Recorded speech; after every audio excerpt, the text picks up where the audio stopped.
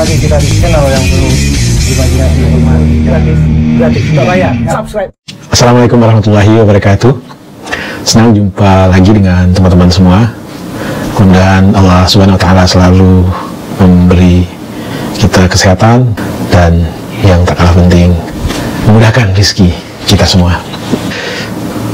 Teman-teman sobat jelata yang berbahagia, hari ini Bang Kicau ingin berceloteh, berdiskusi soal pemilu serentak 2024. Komisi Pemilihan Umum telah menjadwalkan bahwa pemilu serentak akan diadakan tanggal 14 Februari tahun 2024. Itu hari H pelaksananya. Tetapi rentetan peristiwa persiapan sebelum hari H tentu sudah ada sejak tahun 2023. Yang paling menarik untuk kita diskusikan saat ini adalah soal pilpresnya. Jadi pemilu serentak ini adalah pemilu kolosal yang baru sekali ini terjadi selama Republik ini berdiri, yaitu pemilihan eksekutif dari tingkat pusat sampai tingkat 2 kabupaten kota, pemilihan parlemen, DPR, DPD, lalu DPRD tingkat 1 dan tingkat 2. Luar biasa masif yang akan diselenggarakan tanggal 14 Februari 2024 tersebut. Meski ada dua ketua umum partai yang saat ini mengeluarkan wacana agar pemilu ditunda, yang menurut Bang Kicau wacana absurd, bukankah mereka yang menentukan jadwal atau pemilu serentak ini melalui Undang-Undang Nomor 10 Tahun 2016? Bukankah mereka adalah orang-orang yang paham akan konstitusi, dan jelas-jelas Undang-Undang Dasar 45 menyatakan bahwa pemilu diadakan 5 tahun sekali. Kita berharap ide absurd ini hilang di telan angin agar tidak direspon oleh ide-ide absurd lainnya sehingga pemilu ditunda setahun atau 2 tahun. Tidak, kita tidak berharap karena terlalu mahal ongkosnya. Ongkos untuk pemilu serentak ini saja itu mahal sudah, karena ada ratusan gubernur dan wali kota serta bupati yang masa jabatannya habis di tahun 2022-2023 itu tidak diadakan pemilu, sehingga jabatan mereka akan diisi oleh PLT. Itu kan sesuatu yang anomali di sebuah negeri demokrasi. Pimpinan eksekutifnya bertahun-tahun, katakanlah untuk Jakarta, Pak Anies masa jabatannya kalau nggak salah habis di bulan Oktober ya 2022 ini, artinya DKI ini akan dipimpin oleh seorang PLT di bulan Oktober tersebut setelah Pak Anies habis masa jabatannya sampai diumumkannya pemenang pilkada serentak untuk DKI. Itu mungkin sekitar bulan Oktober tahun 2024. Jadi ada 2 tahun DKI dipegang oleh PLT. Itu saja sudah cukuplah menjadi ongkos karena kesepakatan kita. Jangan ditunda lagi. Jangan diikuti ide absurd dari Muhammad Iskandar dan Zulkifli Hasan. Jangan. Itu akan menimbulkan mungkin ongkos yang jauh lebih besar. Lalu kita tahu juga bahwa Mahkamah Konstitusi telah memutuskan semua uji material terkait dengan presidensial threshold, dan Mahkamah Konstitusi memutuskan bahwa presidensial threshold tetap 20%. Artinya apa? Artinya hanya partai politik atau gabungan partai politik yang mempunyai kursi di parlemen saat ini 20% ke atas yang bisa untuk mencalonkan presiden dan wakil presiden.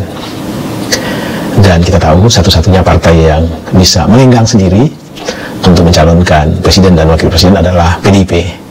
Sementara partai-partai lainnya harus berkoalisi. Bang Kicau melihat bahwa fenomena yang ada di Pilpres 2019 kemarin boleh jadi juga terjadi saat ini. Hanya ada 2 calon yang dipilihkan oleh para oligarki, dan calon yang mereka pilihkan tersebutlah yang harus kita pilih. Kalau kita lihat dari survei-survei tentang elektabilitas tokoh yang korelasinya dengan capres di 2024 nanti, bagi saya membaginya dalam 3 klaster. Klaster pertama adalah tokoh-tokoh papan atas. Itu yang hasil surveinya di atas 7%. Dan yang masuk dalam papan atas ini adalah Prabowo Subianto, Anies Baswedan, dan Ganjar Pranowo. Ada 3 besar di papan atas. Lalu di papan menengah yang katakanlah surveinya dari 3 sampai 7%, itu ada Agus Harimurti Yudhoyono, lalu ada barangkali Pak Ridwan Kamil, Gubernur Jabar, dan juga Ibu Risma. Lalu ada di papan bawah yang 0, sekian sampai 3%, itu Puan Maharani, Muhaimin Iskandar barangkali, mungkin Airlangga Hartarto juga ada di sana. Bagi saya kali ini ingin kita bahas katakanlah tokoh-tokoh yang papan atas, yang elektabilitasnya di atas 8%, yaitu Prabowo Subianto, lalu Anies Baswedan, dan Ganjar Pranowo. Prabowo Subianto itu punya partai, tetapi tidak bisa melenggang sendiri karena perolehan suara Gerindra di parlemen kurang dari 20%. Artinya Prabowo harus menggandeng salah satu partai, dan partai apapun sepertinya Prabowo bisa mencalonkan diri. Lalu terkait dengan Anies Baswedan dan Ganjar Pranowo, ini 2 tokoh yang tidak punya kendaraan. Ganjar sebenarnya adalah anggota PDIP, berasal dari partai PDIP, dan yang mengusung beliau pun di Pilkada Jateng adalah PDIP. Tetapi sampai saat ini kita belum melihat respon dari partainya. Sepertinya PDIP ingin yang maju adalah Puan Maharani, dan PDIP bisa melenggang, bisa mencalonkan siapa saja karena partai ini satu-satunya partai yang perolehan suaranya di atas 20%. Lalu bagaimana dengan Anies Baswedan? Anies juga tidak punya partai, tetapi Anies agaknya banyak dilirik oleh partai. Bisa saja Anies dilirik oleh PKS, dilirik oleh Demokrat barangkali, atau bahkan bukan tidak mungkin Anies akan dikawinkan sebagai capres dan cawapresnya adalah Ridwan Kamil. Nah, ini adalah pasangan yang paling seksi.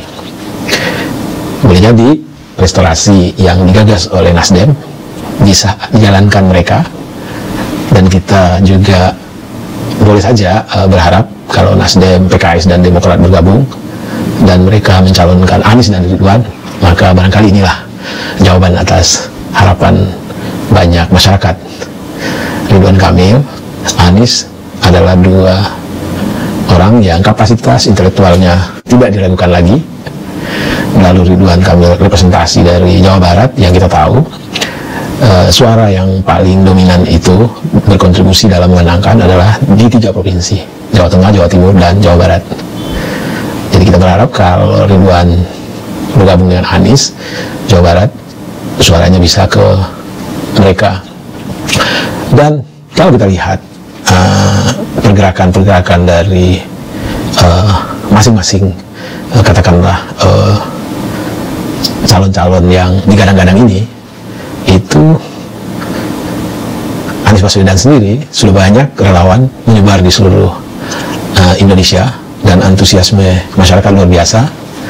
Mereka benar-benar menyediakan diri, waktu untuk menggadang-gadang Anies Baswedan, tak hanya di luar Jawa, di Jawa Timur, di Jawa Tengah juga banyak masyarakat yang mendeklarasikan untuk berharap bahwa Anies Baswedan bisa menjadi presiden di 2024. Jadi sahabat jelata memang menarik untuk kita amati, untuk kita analisis.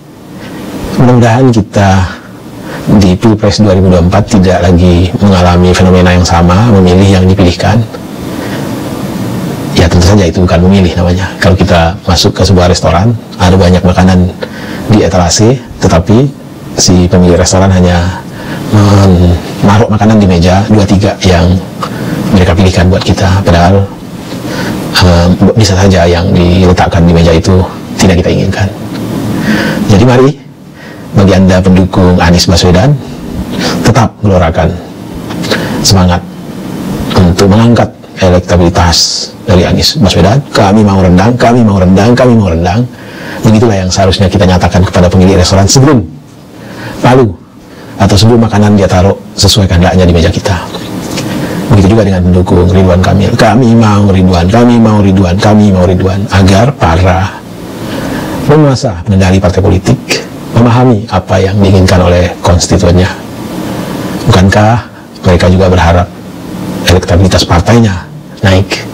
Jadi mari para pendukung calon-calon presiden yang ada saat ini, kita gelorakan semangat mendukung, kita teriakkan agar para oligarki pengendali partai tahu kepada siapa sebenarnya suara ingin Anda berikan. Demikian kicau pendek soal Copras-Capres. Mudah-mudahan kita diberi kekuatan, bangsa ini diberi kedikdayaan untuk menjemput masa depan yang lebih baik. Wassalamualaikum warahmatullahi wabarakatuh. Salam sehat dan bahagia.